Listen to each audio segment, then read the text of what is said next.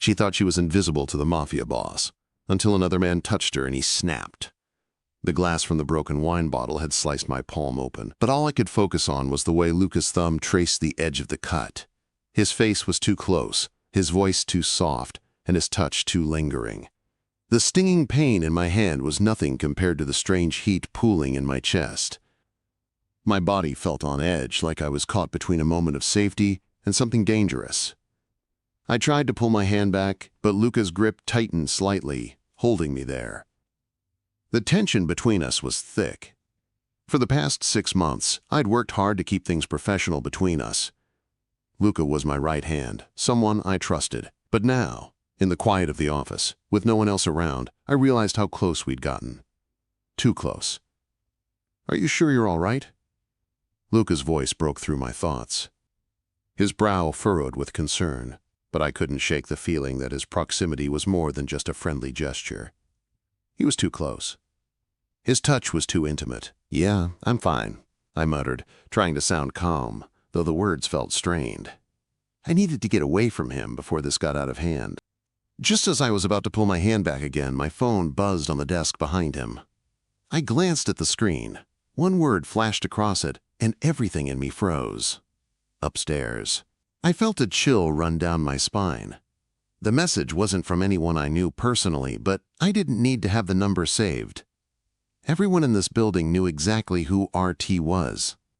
I swallowed hard, my stomach knotting as I pulled my hand away from Luca's touch. "Ava, are you sure?"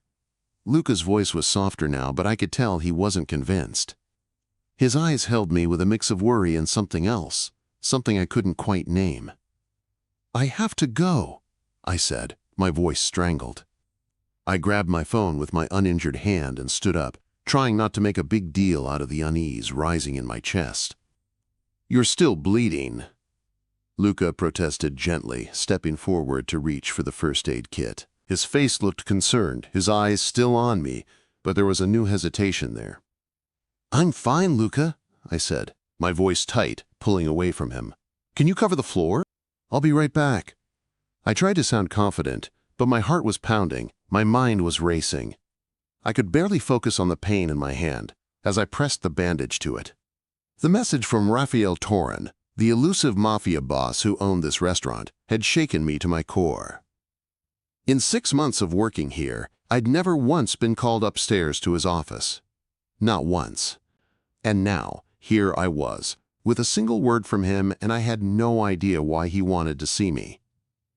The elevator ride to the top floor felt like the longest journey of my life. Each passing second stretched out, the car climbing slowly, my heart pounding louder in my ears. I tried to rationalize it. Maybe it was just a routine check-in, something trivial, but deep down, I knew better. When Raphael wanted something, it wasn't trivial. I stepped off the elevator, the top floor of the building silent in a way that sent shivers down my spine. It felt too quiet, too empty. I'd never been here before, and I didn't know if I was even allowed to be here. Raphael's office door was open, the light from within spilling out into the hallway. I stopped in the doorway, my throat tight, and knocked softly on the frame. "Mr. Torrente." "Close the door, come in," his voice came, quieter than I expected. The calm tone did nothing to ease the dread pooling in my stomach. I stepped inside and closed the door behind me. The click of the latch seemed unnaturally loud in the silence. He was standing at the windows, hands in his pockets, looking out at the city below. I had seen Raphael Torren dozens of times, always from a distance. He was the kind of man people noticed, tall, broad, his presence commanding the room without him even trying.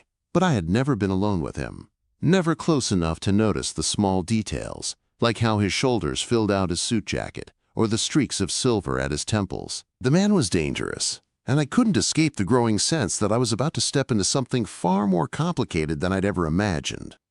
"How's your hand?" His voice came again, breaking the tension in the room, but it only made the silence more awkward.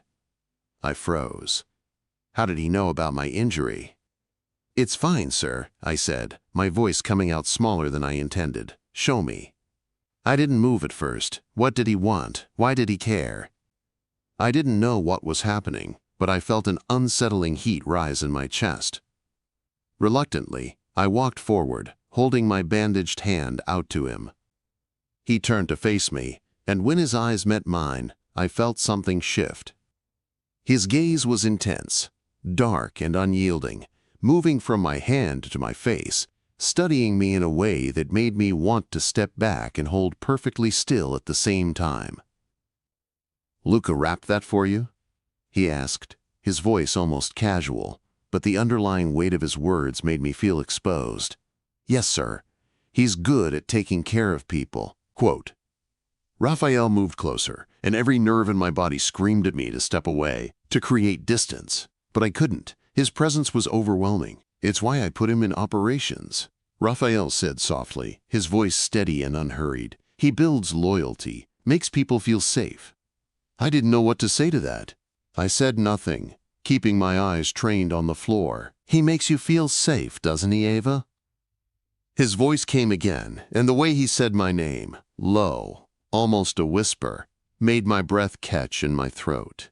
I swallowed, trying to steady myself. "I trust him." "I know you do." His words hung in the air between us like a promise or a threat. I wasn't sure which. I opened my mouth to respond, but no words came out. Raphael stepped even closer, and my heart skipped a beat. "I can see it. The way you look at him. The way you let him touch you." His gaze dropped to my palm again, very intimate. Heat rushed to my face, and I scrambled to find my voice. "Sir, we're not." He didn't let me finish. I watched the whole thing. I froze. I didn't know what he meant. Was he talking about the way Luca had helped me with the cut? Or was it something else? What else had he seen? "Ava," he said, his voice dropping even lower, "I want to know why you looked at him like that." The room seemed to shrink around me, and I realized that somehow this had gone from a simple meeting to something far more dangerous. And I had no idea how to stop it. I stared at him, not knowing what to say. My heart was racing, and every instinct told me to run, to get out of this office before I said something that would make this worse. But I couldn't move. His presence, his gaze held me in place like a magnet. "Why did you look at him like that, Ava?" Raphael's voice was low, steady, and laced with something dark, something I wasn't sure I could handle. His eyes never left mine, a silent challenge hanging in the air between us. I don't know what you mean," I whispered, though I knew exactly what he was talking about. I had let Luca touch me. I had let him help me when I was hurt. And for a moment, it felt like more than just help. It felt like something else. But I couldn't let Raphael see that. I couldn't let him know how tangled my emotions were. Raphael stepped closer. So close now that I could feel his heat, his presence, overwhelming the space between us. His fingers brushed against the bandage on my hand, the touch so careful, so deliberate. "Luca cares for you," he said softly. "He makes you feel safe, doesn't he?" I nodded before I could stop myself. "Yes," I admitted, my voice barely a whisper. He studied me for a long moment, his eyes dark and unreadable.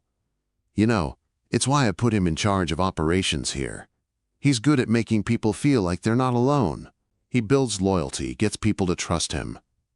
I didn't respond. What was I supposed to say? That I had trusted Luca? That I still did, in some ways? That, in this place where everyone had secrets, where nothing was ever truly what it seemed, Luca had become my rock, my sense of stability? But before I could gather my thoughts, Raphael took another step forward, his presence pressing against me. My breath hitched as he leaned down, his face so close to mine I could feel his breath on my skin. "You trust him, don't you?" Raphael's voice was barely audible, almost like he was whispering to himself, but I heard the weight behind the words. "You look at him like he's someone you can count on, like he's the one you'd turn to, the one you'd run to." I tried to push the words out, to explain, but they stuck in my throat. I wasn't sure if I was talking about Luca anymore, or if this was about something bigger, something more dangerous. I swallowed, forcing the words past my lips. "Luca is a good man," I said softly, my voice shaking slightly. "He's helped me a lot." Raphael's jaw tightened at my words, but his gaze softened just slightly. He took a step back, running a hand through his dark hair in frustration. "I've been watching you," he said, his voice still low, but there was something different in it now. Something sharp. "I know everything about you. Everything. You think you're invisible to me, but you're not." The statement hit me like a punch in the stomach. My eyes widened as I stumbled backward, my pulse quickening. How could he know so much about me? How long had he been watching me? How had I not seen it before? "I know your name, Ava," he continued, his tone dark, but there was something almost tender in the way he said it. "I know where you live. I know how hard you've worked to keep this place running. I know about your sister, your parents. Everything. I've seen how you give everything for them. For this job." I felt my breath catch in my throat. The world seemed to tilt, everything spinning out of control. He knew too much. He knew things I never told anyone. But why? Why did he know these things? And what did it mean? "You've been loyal, Ava. Loyal to your family, to the restaurant." Raphael's voice softened. "But loyalty can be dangerous. It can make you blind. It can make you trust the wrong people." I didn't know how to respond. My heart was racing, my thoughts a jumbled mess of fear and confusion. I don't understand. Why are you telling me this?" Quote. Raphael's eyes darkened again, and he took another step toward me, closing the space between us. I froze, my body tensing in instinctive alarm, but I couldn't move. I couldn't breathe. His presence was too overpowering. "I called you up here, Ava, because I wanted to see if you were really as good at your job as everyone says. But more than that, I wanted to see how you'd react." His voice was almost too calm, too collected. "I wanted to see if you would lie to me."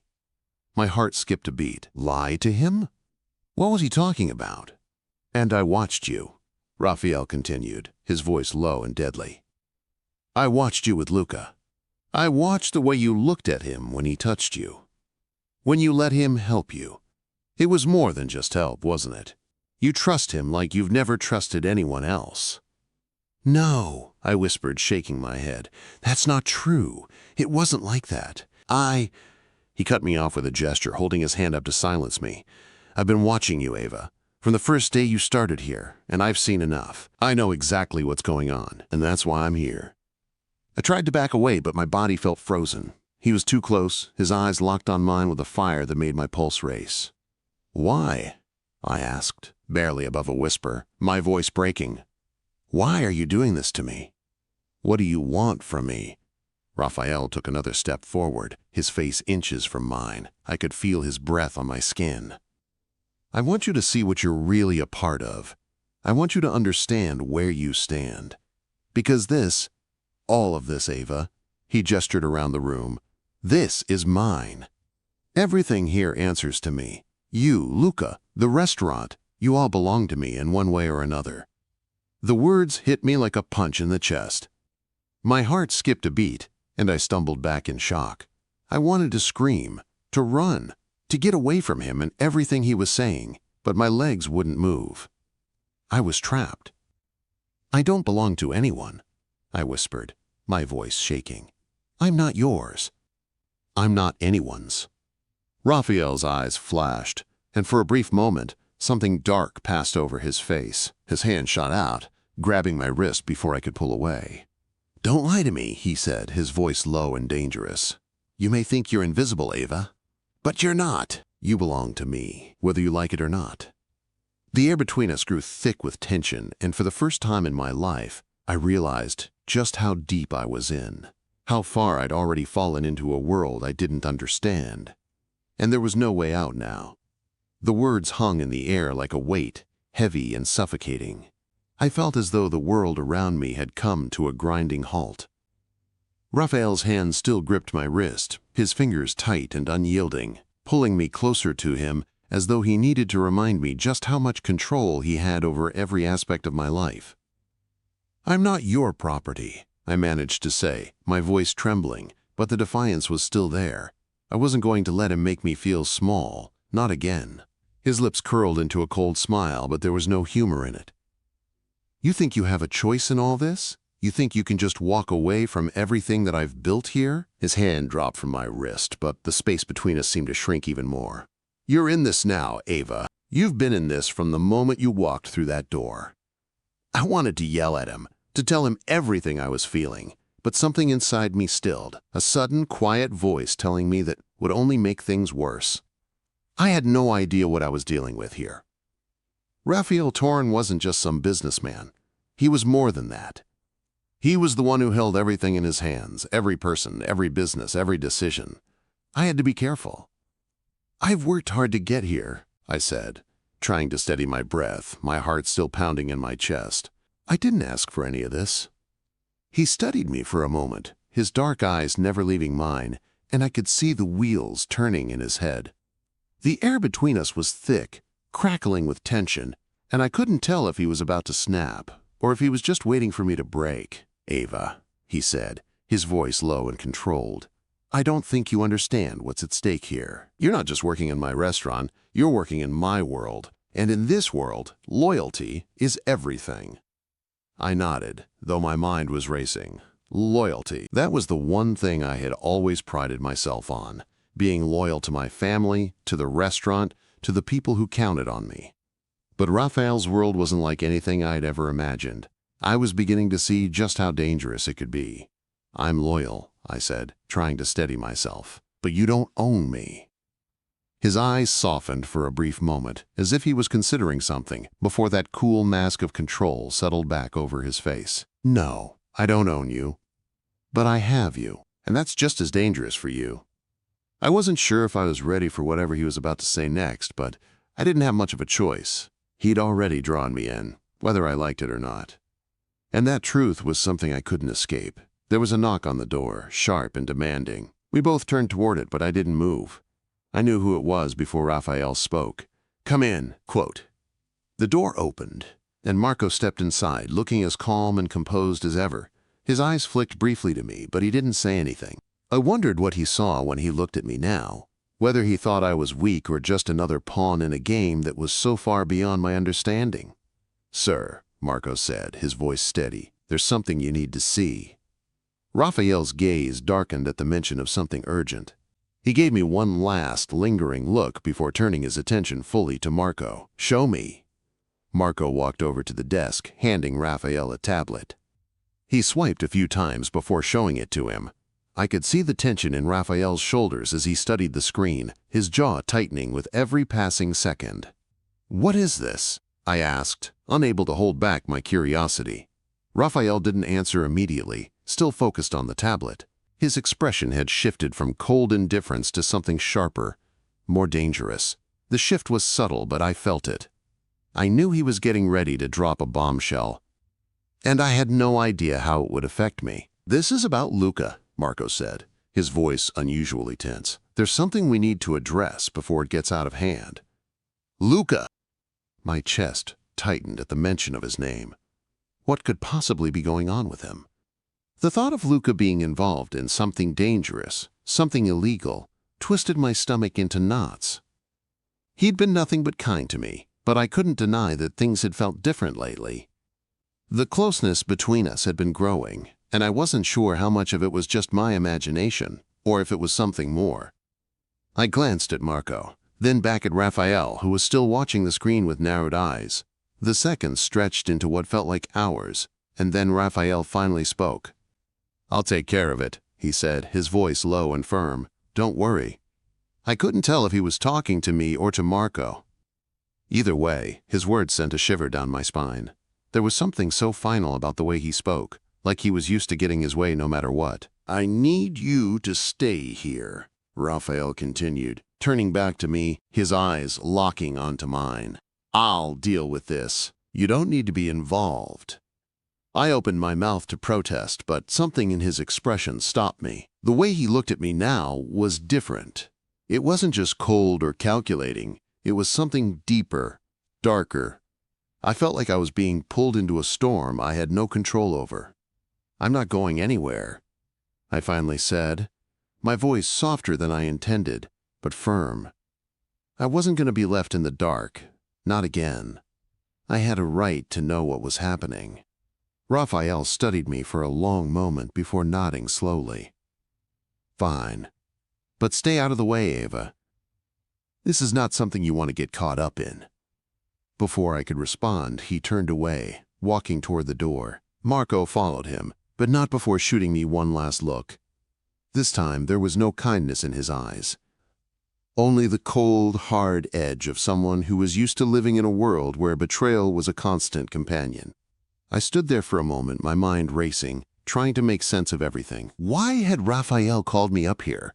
Why was Luca's name suddenly being dragged into this mess? And more importantly, why did it feel like the ground was shifting beneath my feet, and I had no idea which direction I was supposed to run?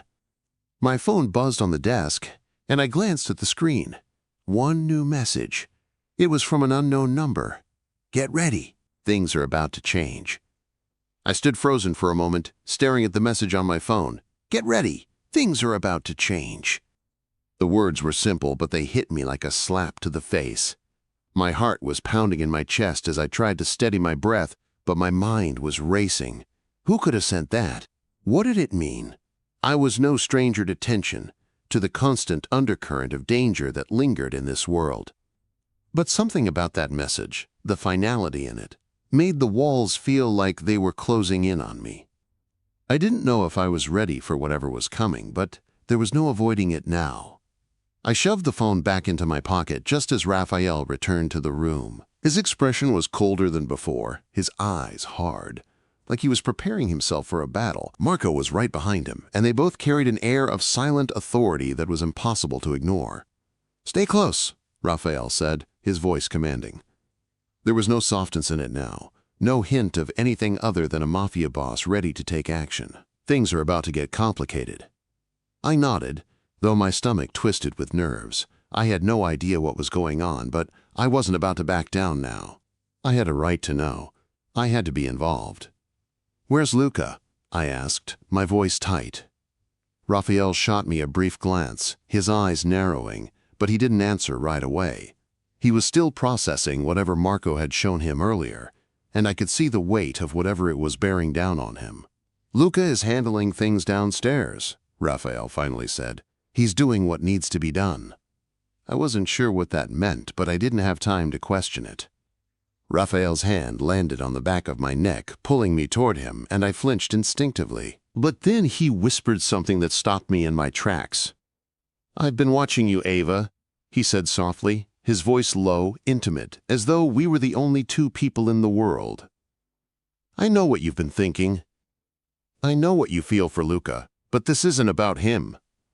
My breath caught in my throat. It was as if he knew everything.